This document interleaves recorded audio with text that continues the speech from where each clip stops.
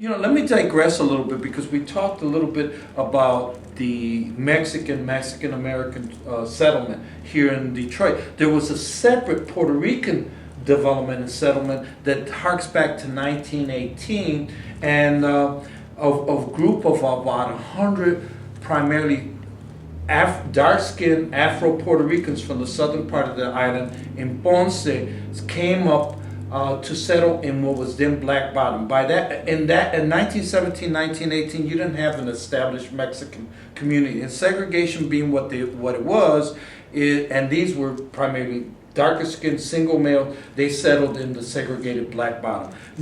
Mack Avenue, where Chrysler Expressway is. I was lucky enough to interview about 6 of them who were still alive in the early 70s because they knew my father and my uncle. And their story was quite interesting. It wasn't until the late 80s I found out in talking to Darcy Coles, who is a historian based out of California, that their interest, they came to Detroit via New Orleans, was part of a major wave that came out like a fan from New Orleans. New Orleans is really part of the Caribbean, much more so in the 1800s. A lot of Latinos, Mexicans, Spaniards, Cubans, Dominicans, and Puerto Ricans used to live in New Orleans in the 1800s. But why they came up to New Orleans from Ponce was 1917 was World War II, World War One. That was the first year that Puerto Ricans were U.S. citizens by the Jones Act, and they came in for the war effort. They came in to build ships.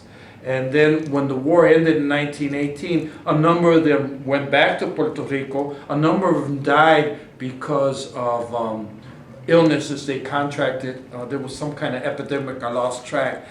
But a number of them fanned out. And this is literally thousands that were in New Orleans building ships.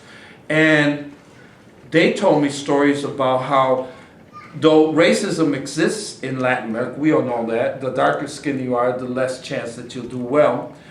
But it was different than Jim Crow South. And so they actually told me, they said, well, we settled in Mississippi, and this is not what we're used to. So we thought we'd come up a little bit north to settle in Kentucky. Some went to New York, but they didn't like the real urban aspects of it. So after a year's time, they ended up settling in Black Bottom.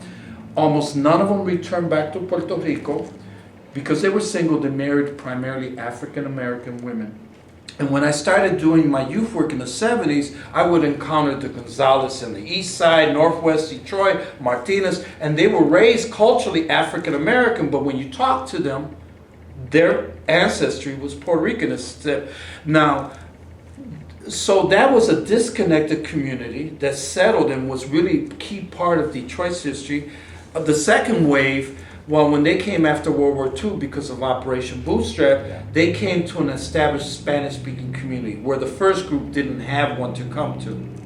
And that was Corktown. And Corktown was kind of different, And so a lot of the single Puerto Rican males would rent rooms from Mexican-American boarding homes. Right. There were a number of boarding homes, particularly around Holy Trinity. So a little bit different.